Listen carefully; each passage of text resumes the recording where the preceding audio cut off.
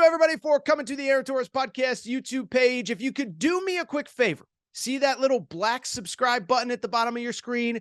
Go ahead, click that black subscribe button. Really does help our audience grow, really does help our channel grow, really does help and mean more than you could possibly know. So go ahead, hit that little black subscribe button. Also, thank you to our presenting sponsor, Betfred Sportsbook and the Betfred Sportsbook app. Bet 50 on any game, get $250 in free bets. Thank you again to Betfred. Thank you again to you. Now, here is the video that you came here for. Hey, back. Good to be back. Good to be back. Let's continue the conversation on college football, but go away from the title game. And let's get to another piece of very interesting news that came off of the field on Wednesday in the world of college football. And it comes from a school that we talked about quite a bit here on the Aaron Torres pod throughout the regular season. That was the Texas A&M Aggies. And you don't need me to tell you, it wasn't a good year. Texas A&M finishes 5-7 overall in a season in which they were ranked in the preseason top 10. The low light was obviously losing to App State. It never really got better from there. Texas A&M finishes 5-7, although I will say they did have a nice final week against LSU. And so I bring it up because I think we all kind of assumed once the season ends, there is one thing that Texas A&M can potentially do to fix this thing, right? You're not going to fire Jimbo Fisher, as fun as the conversation was. You're not firing Jimbo Fisher. He's owed $80+ million fully guaranteed money. But the one thing you can do is basically make Jimbo Fisher give up offensive play calling duties, hire a real offensive coordinator. Now, I don't dislike Jimbo Fisher as much as everybody else, but I do think it is a lot to ask him to run the offense in the modern era of college football, right? There's a reason that Dabo Swinney and at least for now, Jim Harbaugh and so many coaches have become the quote unquote CEO. It's because to be the face of a college football program in 2022, there's never been more asked of you. You got to be the face of a program. You got to be in front of the media. You got to deal with boosters. You got to deal with collectives, even though you're not supposed to, but we all know you do. You got to deal with the portal. You got to re-recruit your roster because everybody can transfer. You got to deal with high school recruiting. So there's a million things. I don't think that unless maybe a Lincoln Riley is an exception or a Ryan Day is an exception, but in general, I don't think a head coach on top of everything else should be putting together the offensive and defensive game plans. That's why you pay coordinators millions and millions of dollars to do just that. So I think we all thought at some point Jimbo Fisher was going to relinquish play calling duties to an offensive coordinator this offseason. Well, on Wednesday, we found out who that offensive coordinator is as Texas A&M and Jimbo Fisher announced their new offensive coordinator. And boy, oh boy, is it a doozy. Texas A&M has hired Bobby Petrino, the former Arkansas, the former Louisville coach, the former Louisville coach before he was the Louisville coach the second time, the former Atlanta Falcons coach for 13 weeks. That guy is your new offensive coordinator. And I would say this in terms of reaction. One, my first reaction is this staff that Texas A&M has put together is a wild group of characters, right? I said it on Twitter. I said Texas A&M is basically the death row records of college football. Jimbo Fisher is your head coach. Bobby Petrino is your offensive coordinator. DJ Durkin, if you don't know his story, go Google it, at Maryland, is your defensive coordinator. You got a bunch of players that people think are only there because of NIL. But that's my first reaction. They're the death row records of college football. My second reaction, I'll be honest.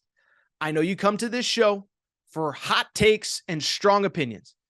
This is one that I don't know if I have a strong opinion. I can see the scenario where it bursts up in flames and it's a disaster. And I can also see the scenario where it kind of works. So let's get into it. But let me give you my honest first reaction. Because my honest first reaction was, frankly, I think the same reaction that many of you had. I was, outside of the comedy of it, I was pretty uninspired by this move overall, okay? And the reason being is pretty simple, right? Part of the problem with Jimbo Fisher, it was the offense. The offense feels outdated. It was great in 2014 when you're at Florida State. It may have even worked 3-4 years ago with Kellen Mond. It doesn't feel like it works in 2023. And so because of it, in theory, the idea was you go out and you get somebody young, new ideas, new, simplicity in the offense. Get some new ideas in there, all that good stuff. I think the name that was really kind of bandied about quite a bit, Garrett Riley, Lincoln Riley's younger brother, who was part of TCU's staff this year, was kind of the name that I think a lot of people talked about. But I think in general, the idea was get somebody young, new, fresh ideas. Well, I'll tell you this. When I think young, new, and fresh, I don't think Bobby Petrino. I might think about, you know what? I'm not even going to say what I was going to say. I might think about Bobby Petrino something else, but I don't think about Bobby Petrino. And so if you're an A&M fan, I understand why you're frustrated, because this just feels like Jimbo kind of bringing in his older buddy and they're going to whatever. And it could just be much of the same of what it already was, right? And it's not as though, and I would add this too, and I think this is important. It's not as though Bobby Petrino, whether you like him or not, has had a ton of success over the last couple of years. We all know that last year at Louisville was a complete disaster, basically got run out of town. Scott Satterfield replaced him. But over the last 3 years, he was at Missouri State.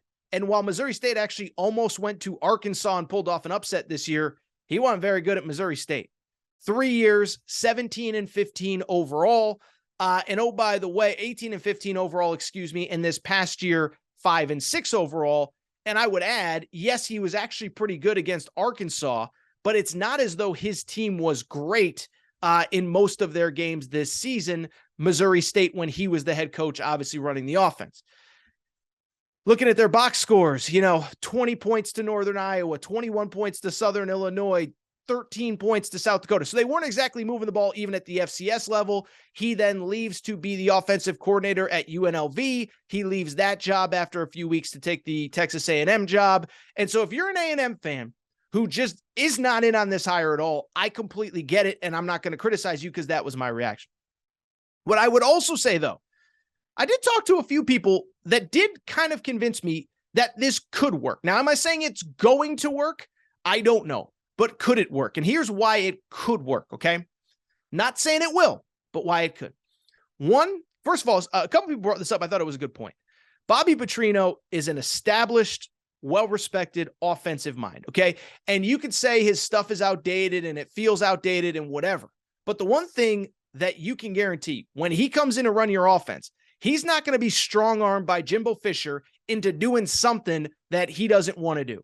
And so my understanding, talking to football people, is if you just think that Jimbo Fisher is going to be basically the shadow offensive coordinator and let Bobby Petrino take the arrows when things don't go well, or if things don't go well, you're wrong.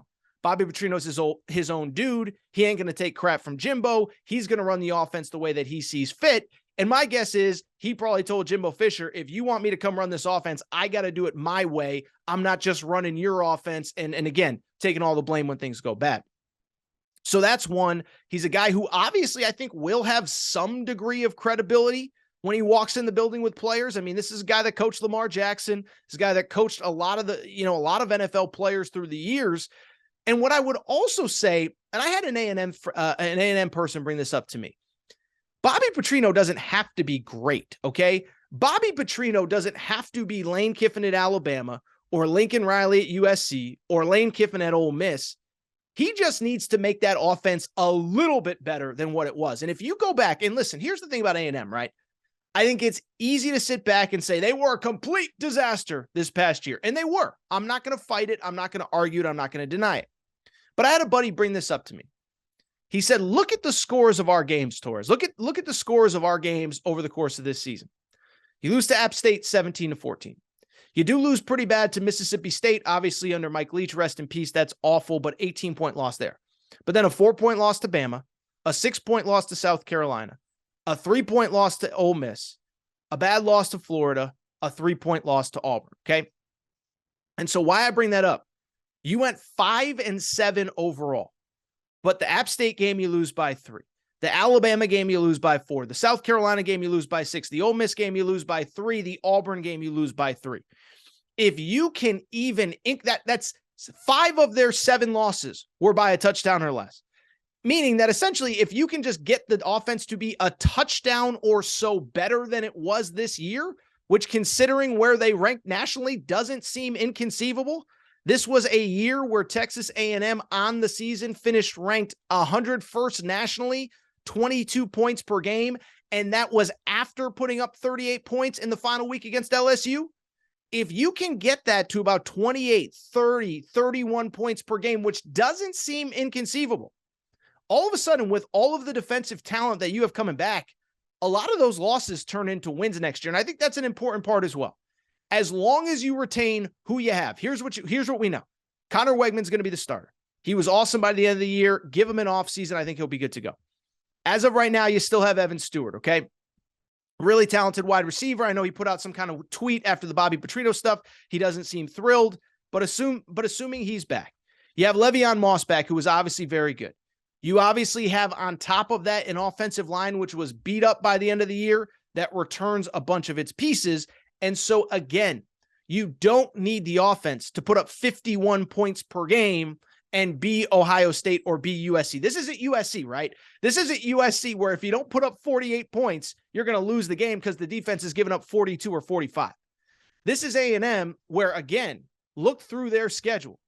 Against Alabama, you gave up 24 points. Against LSU, you gave up 23 points. Against Auburn, you gave up 13 points. Against Ole Miss, you gave up. So it's like you go through the games. There were winnable games. The offense just needs to be better. So I guess what I would say is what I said a minute ago. I know you guys and girls come here looking for hot sports takes and Torres. You want strong sports opinion. And it's not to say that I don't have any. It's just to say that this is one that I'm really kind of torn on. Isn't the first hire that I would have made.